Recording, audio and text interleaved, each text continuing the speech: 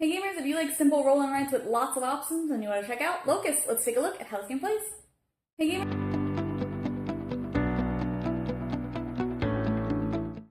In this game, players are trying to score the highest by filling in all the different colored sections on their page. A round will start with one more card than the number of players out in the center. And you'll play a number of rounds based on the player count as well. Whoever has the star is the starting player, and a round will be every player has a chance to go first.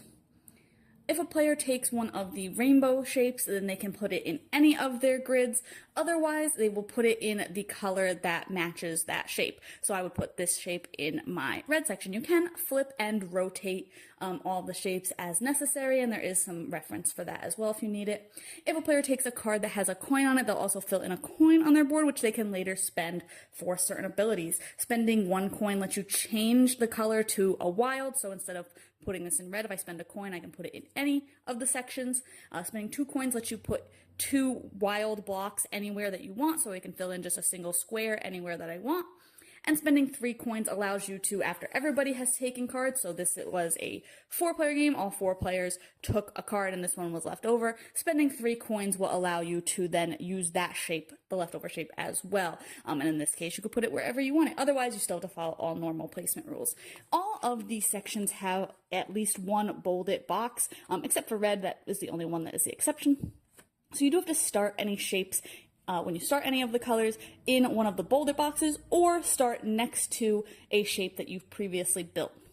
So if I started in blue here and I had made, I had shaded in these already, and maybe I had shaded in here already, then later I could then come up here and start shading in from there. If you cover any of the special bonuses, you will also get to perform that bonus immediately. So the orange circles are just getting more coins again, and the shapes are filling in a block of 2 in that respective color, or if you have this one here, then you will fill in a single wild anywhere that you want.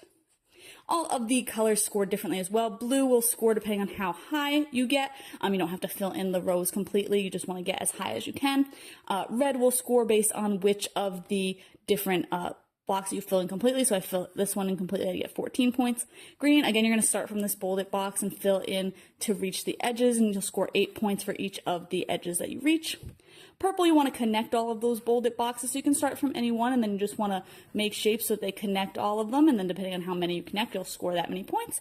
And yellow, you do want to fill in the rows, so you can start at the bottom, or you can just go like up the side and then start filling in here. You don't have to finish a row before moving on to the next one, and you'll score points for each of the rows that you completely fill in. At the end of the game, your lowest scoring color will score again, and then you'll just add up all of the scores that you've had, and then whoever has the most points will win.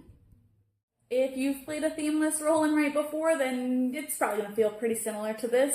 That's not to say that it's not good. I do think that it's fun that there's all the different boxes, colors that you can put the shapes into. It's fun to decide like what you're going to play when, if you get a rainbow card, where you're going to try and play that. And of course, trying to balance all the scores so that when you score that lowest one again at the end of the game, you're not getting 0 points.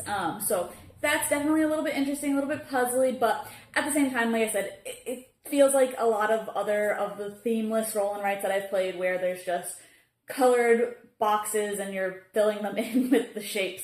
And of course, it's like those same square shapes over and over again in all those kinds of different games. If you like one, you'll probably like this one too.